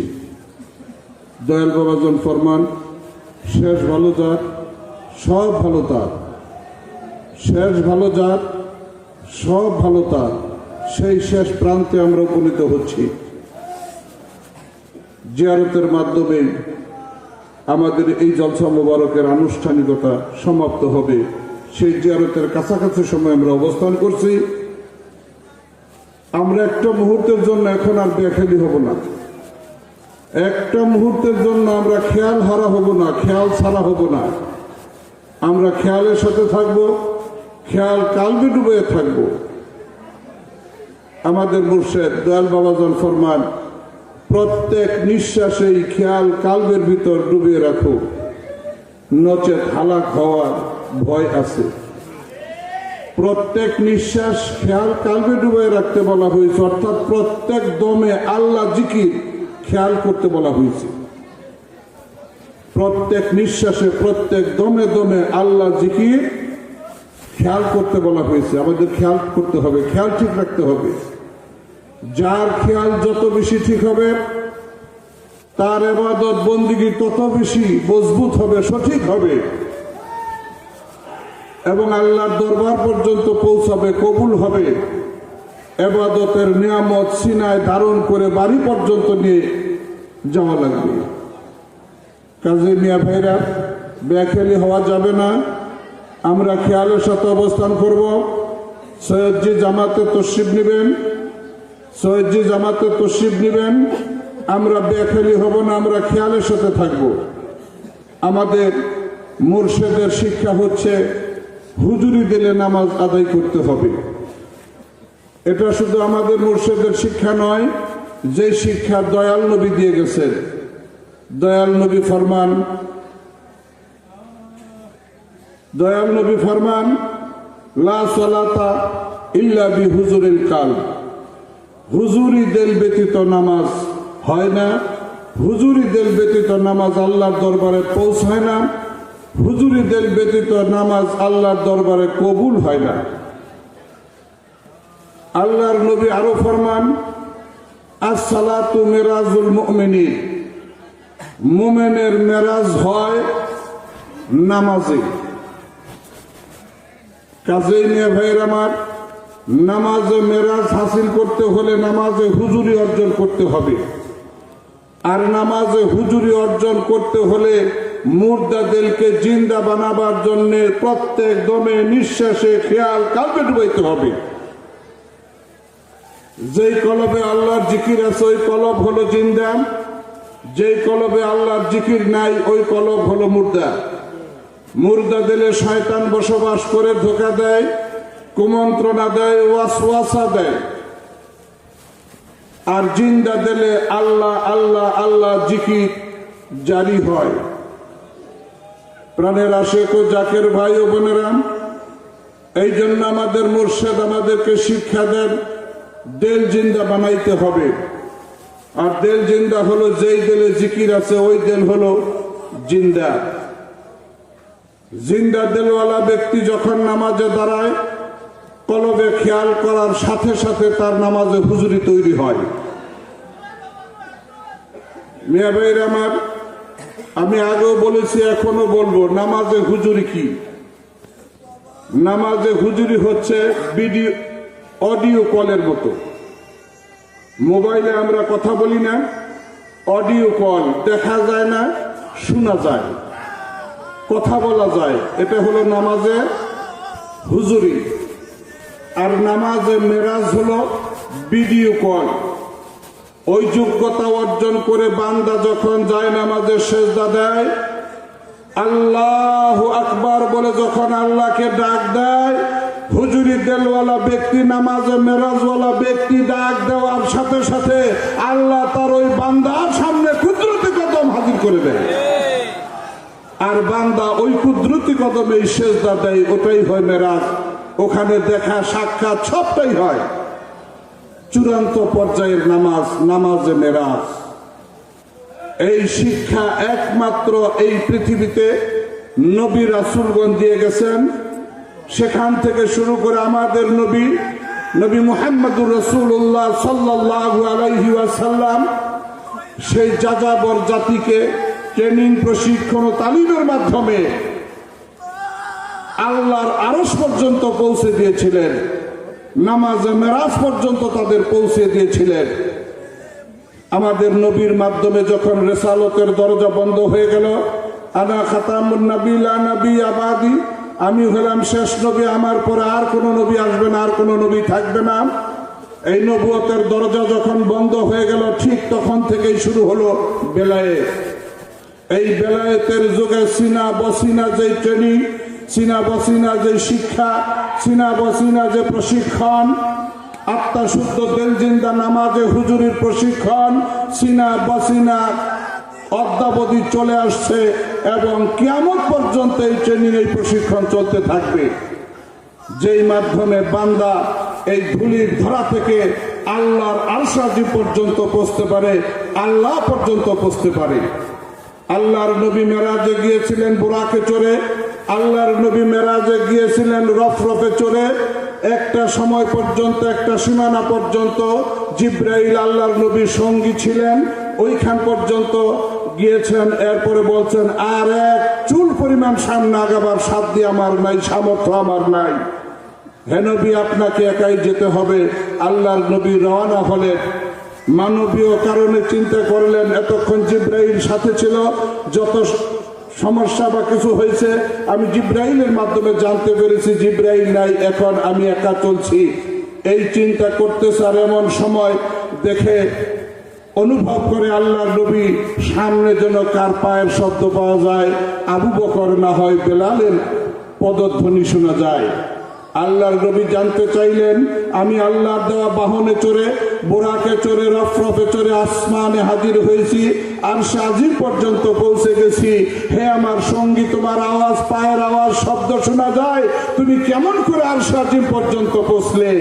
তখন আওয়াজ হলো, জিসমে খা কাজ এশক বড় আফলা কোশত, জিসমে খা কাজ এশক বড় আফলা কোশত, খোদার সামাদ চালা কোশত। আওয়াজ হয়ে গেল, ইয়া রাসূলুল্লাহ, ইয়া হাবিবাল্লাহ, আপনি আল্লাহর দেওয়া বাহন, বুরাকে চড়ে রফরফে চড়ে আর সাজিমে চলে আসছেন, আর আমি আমার মাটির দেহ আমার নবীর মোহাব্বতের বুরাকে চড়ে আর সাজিমে পৌঁছে গেছি। আল্লাহর দেওয়া বাহনে চড়ে আল্লাহর নবী মেরাজে গেলেন, আর আল্লাহর নবীর আশেক সাহাবী আল্লাহর নবীর ইশক মোহাব্বতের বাহনে চড়ে জিসমে থাকা মাটির দেহ নিয়ে আর সাজিম পর্যন্ত পৌঁছে গেছে। আমার মেয়ে ভাইরা, সেই শিক্ষা আল্লাহর নবী দিয়ে গেছেন, এই শিক্ষা আল্লাহর ওলিগণ দিচ্ছেন। বর্তমান পর্যন্ত এই শিক্ষা চলছে, কিয়ামত পর্যন্ত এই শিক্ষা, তাসাউফের শিক্ষা, মারিফাতের শিক্ষা, এটা সিনা বসিনা চলতেই থাকবে। যেই শিক্ষার মাধ্যমে মাটির দেহ আরশে আজিম পর্যন্ত পৌঁছতে পারে। আমরা নামাজের জন্য হাজির রেডি হয়েছি, তৈরি হয়েছি। সৈয়দজি তশরিফ নিলেই হুকুম হওয়ার সাথে সাথে আমরা নামাজ আদায় করব। হতে পারে আমার আপনার কারো জন্য হয়তো আজকের এই জামাত জীবনের শেষ জামাত হতে পারে। গত বছর হয়তো এমন অনেক ভাই ছিলেন যেই জলসায় ওরস পাকে হাজির ছিলেন, আজকে হয়তো তারা দুনিয়ার জমিন থেকে বিদায় হয়ে গেছেন, তারা হয়তো আজকে জাহেরাতে আসতে পারেন নাই। না জানি আমার আপনার এরকম অবস্থা হয়ে যায়, আবার আগামী বছর জলসায় ওরস পাকে হাজির হতে পারবো কি পারবো না।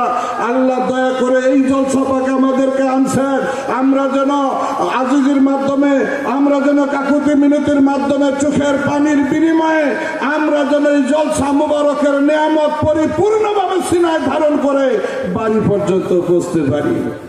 ভাইয়ের আমার আপনার চোখে পানি আসতে চায় না, কারণ মরমর পাথরের চাইতেও কঠিন হয়ে গেছে আমার আপনার অন্তর। অথচ আমার আল্লাহ সবচাইতে বেশি পছন্দ করেন বান্দা চোখের পানি।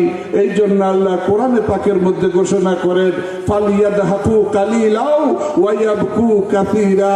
বান্দা বেশি বেশি করে কাঁদো, কম কম হাসো, কম কম হাসো, বেশি বেশি করে কাঁদো। কাঁদলে গুনাহ মাফ হয়, কাঁদলে সিনা সাফ হয়, কাঁদলে মাওলা রাজি হয়, কাঁদলে জাহান্নামের আগুন হারাম হয়ে যায়। আমার দয়াল নবী তাই হাদিসে ঘোষণা করেছেন, মা মিন আবদে মুমিনে ইয়াখরুজু মিন আইনাইহি দুমুউন ওয়া ইন কানা মিসলা রাসুজ জুবার। আমার দয়াল নবী বলেন, যদি আল্লাহ ও আল্লাহ রাসূলের মহব্বত অথবা ভয়তে কারো চোখের কোণা দিয়া মাছির মাথা পরিমাণ এক ফোঁটা এক বিন্দু চোখের পানি বের হতে দেরি হয়, আল্লাহ ওই বান্দার জিন্দেগির গুনাহ ক্ষমা করতে দেরি হয় না। এই চোখের পানির দাম আল্লাহর দরবারে এত বেশি। আমার আপনার মুর্শিদ দয়াল বাবা জান বলে গেছেন, মুরিদ যদি সূর্য ওঠার দেশে থাকে আর পীর যদি সূর্য ডুবার দেশে থাকে, যদি মহব্বতের কানেকশন থাকে, তাহলে সেই কানেকশনের মাধ্যমে এই নিয়ামত অর্জন করা যায়। মেয়ে ভাইয়ের আমার দয়াল বাবা জান আরো বলছেন, মুরিদ যত বড় অপরাধী করে না কেন, যখন বাবা বলে ডাক দেয়, চোখের পানি ছেড়ে দেয়, তখন আল্লাহর ওলি সহ্য করতে পারে না মুরিদের এই চোখের পানি। আল্লাহর দরবারে তার গুনাহ মাফের জন্য দরখাস্ত আর ফরিয়াদ দিয়ে রুহানিয়াত ওই মুরিদ সন্তানকে বুকে তুলে নেয়, কোলে তুলে নেয়। মেয়ে ভাইয়ের আমার, আমরা সেই যোগশ্রেষ্ঠ মহামানব আমাদের দয়াল বাবা জানের পাক দরবার শরীফে হাজির হয়েছি। আমরা যদি আল্লাহ আল্লাহ রসুলের মহব্বতে তথা আপন মুর্শিদের মহব্বতে এক ফোঁটা চোখের পানি নজরানা হিসেবে চিহ্ন রেখে যেতে পারি, আমার আপনার সিনাই গুনাহ সাফ হয়ে যাবে, সিনাই গুনাহ পাক হয়ে যাবে, আমার আপনার দিল পবিত্র হবে, আমার আপনার দিল জিন্দা হবে, আমার আপনার নামাজে হুজুরি হবে, নামাজে মেরাজ হবে।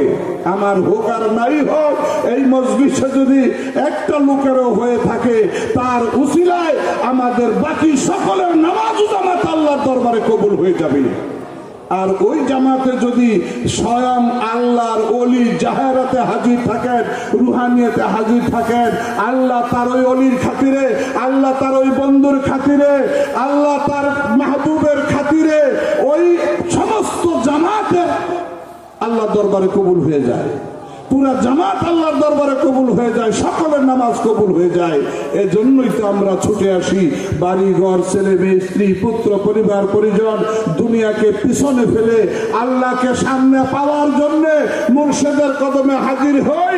আমরা বিশ্বাস করি আমাদের মুর্শিদ আল্লাহর ওলি। আমরা যদি এক ওয়াক্ত নামাজ আল্লাহর ওলির সাথে আদায় করতে পারি, জীবন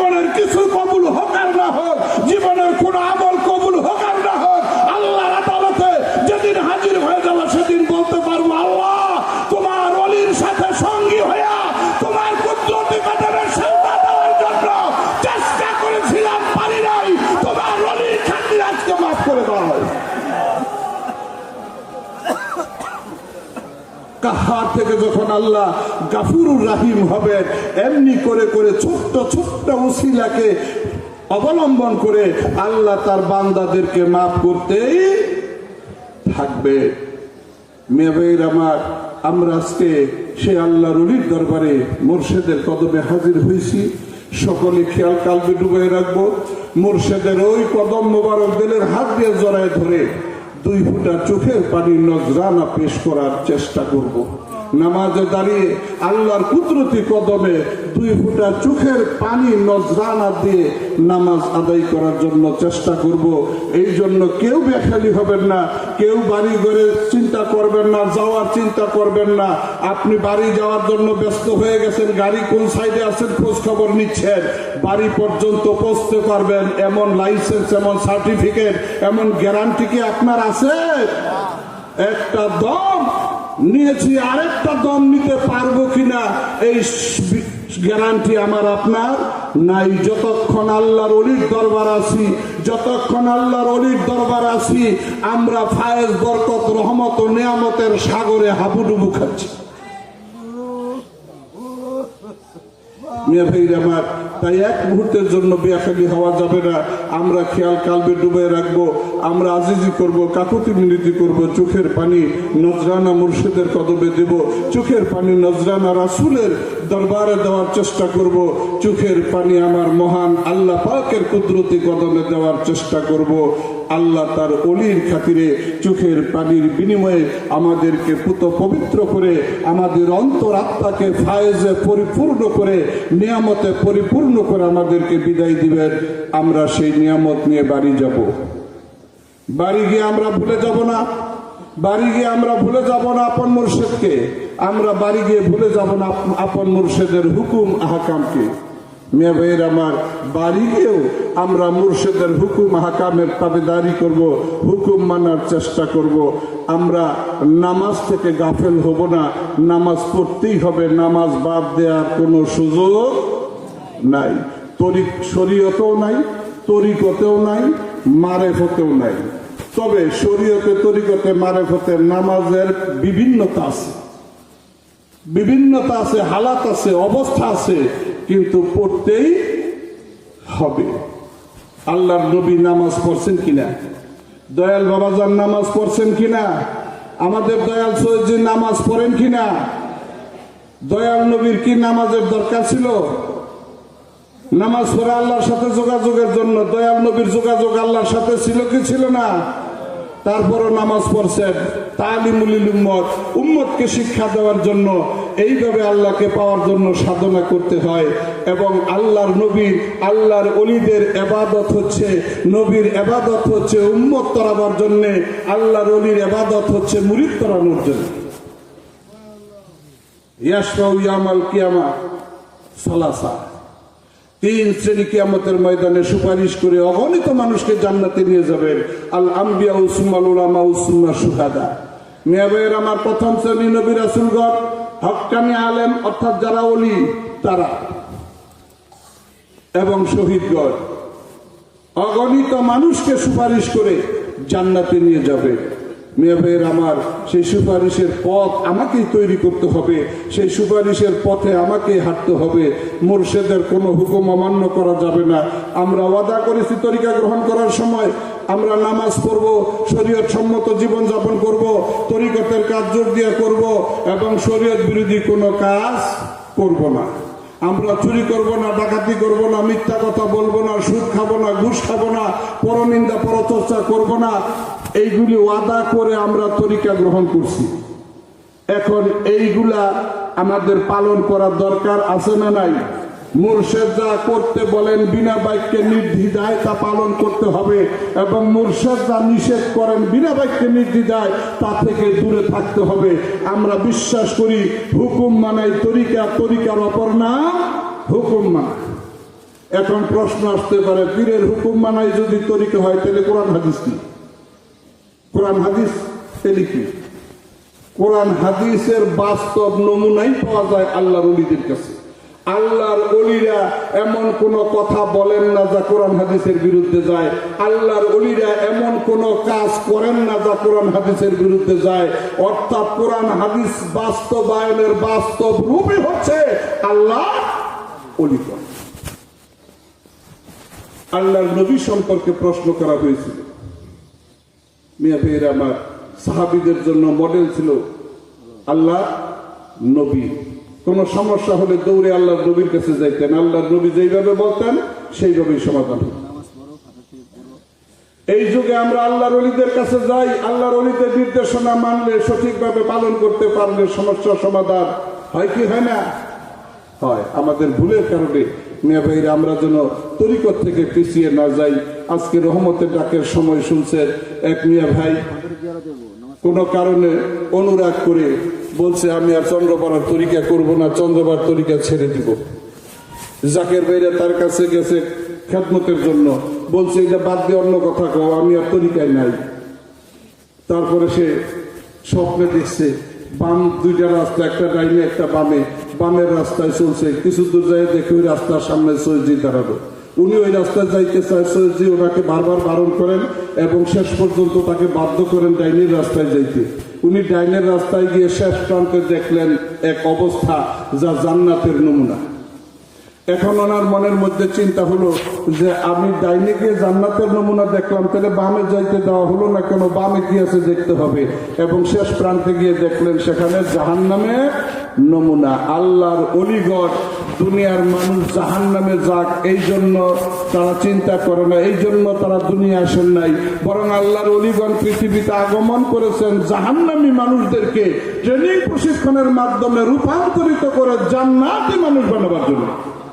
যেমন আল্লাহর নবী সেই আইয়ামের জাহেলিয়া যুগের সেই বর্বর জাতি উপজাতি তাদেরকে ইসলামের ট্রেনিং এবং প্রশিক্ষণ দিয়ে জান্নাতের উপযোগী করেছিলেন এবং অনেকেই দুনিয়ার জমিনে থাকা অবস্থায় জান্নাতের সার্টিফিকেট পেয়েছিলেন, যাদেরকে আমরা এইভাবে জানি আশারায়ে মুবাশশিরা। যেই 10 জন দুনিয়ায় জিন্দা থাকতেই জান্নাতের খবর সুসংবাদ পেয়েছিলেন। এই 10 জনই শুধু নয়, আরো বিভিন্ন ভাবে বিভিন্ন সময় আল্লাহ রসুল অনেককেই জান্নাতের শুভ সংবাদ দিয়েছেন।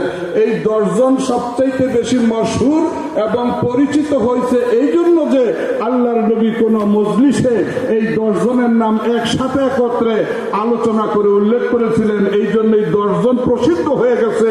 এই 10 জন ছাড়াও আরো অনেকেই জান্নাতের শুভ সংবাদ প্রাপ্ত জিন্দা অবস্থায় হয়েছে। মিয়া ভাইরা আমরা যদি আল্লাহর ওলিদেরকে ওইভাবে অনুসরণ করতে পারি, আশারায়ে মুবাশশিরা যেভাবে অনুসরণ করছেন, তাহলে আমরা ওই নিয়ামতের ভাগীদার হইতে পারি কি পারি না?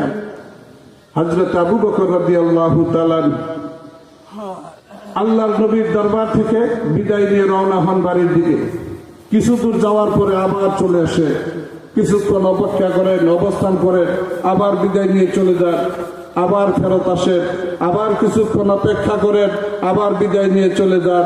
কয়েকবার এইরকম করার পরে আল্লাহর নবী জানতে চাইলেন, হে আবু বকর, আপনি বারবার আসতেছেন, বিদায় নিচ্ছেন, বাড়ি রওনা হচ্ছেন, আবার কিছু দূর যাওয়ার পরে ফিরে আসছেন, এরকম করতেছেন কেন? হযরত আবু বকর রাদিয়াল্লাহু তাআলা আনহু বলেন, ইয়া রাসূলুল্লাহ, ইয়া হাবিবাল্লাহ, আমি যখন আপনার থেকে বিদায় নিয়ে বাড়ির পথে রওনা হয়ে যাই, কিছু দূর যাওয়ার পরে আমার মনে হয়ে যায় আমি আবু বকর যদি আজকে রাত্রে মৃত্যু বরণ করি, মরে যাই, আমি তো আর আমার দয়াল নবীর চেহারা মুবারক দেখতে পারবো না। এই কথা যখন মনে হয়ে যায় আমি ফিরে আসি এই নূরে জামাল চেহারা মুবারক দেখার জন্য। আমি তৃপ্ত হয়ে যাই, আবার রওনা হয়ে যাই বাড়ির পথে। আবার যখন মনে হয়ে যায় আমি যদি মরে যাই দয়াল নবীর নূরে চেহারা মুবারক দেখতে পারবো না, আবার তখন ফিরে আসি, আবার চলে যাই। আবার যখন ওই কথা মনে হয়ে যায় আমি আবার আপনার চেহারা মুবারক দেখার জন্য আপনার কাছে ফিরে আসি।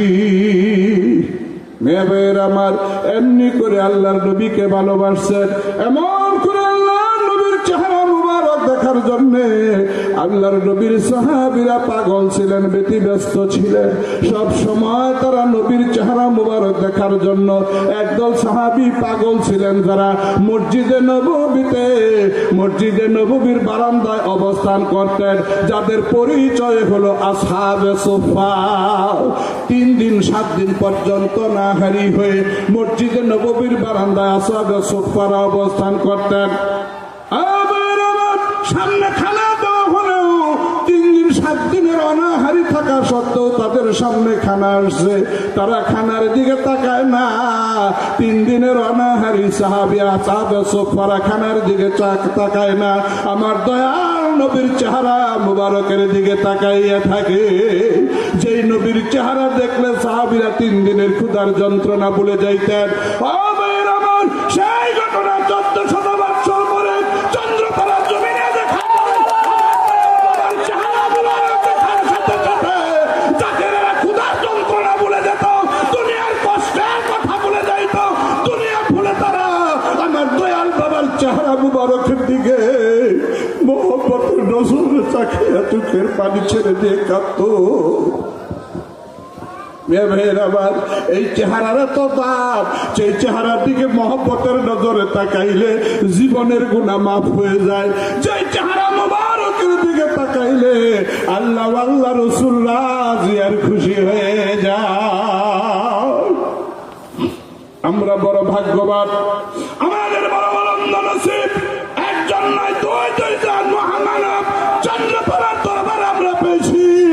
ভাইয়েরা, এই অমূল্য ধান পায়াও যেন আমরা নিঃস্ব না হয়ে যাই, আমরা যেন হৃদয়ে ধারণ করতে পারি, বুকে ধরে রাখতে পারি। আল্লাহর কাছে দয়া ভিক্ষা চাই। সকলেই কাতার করে দাঁড়ান।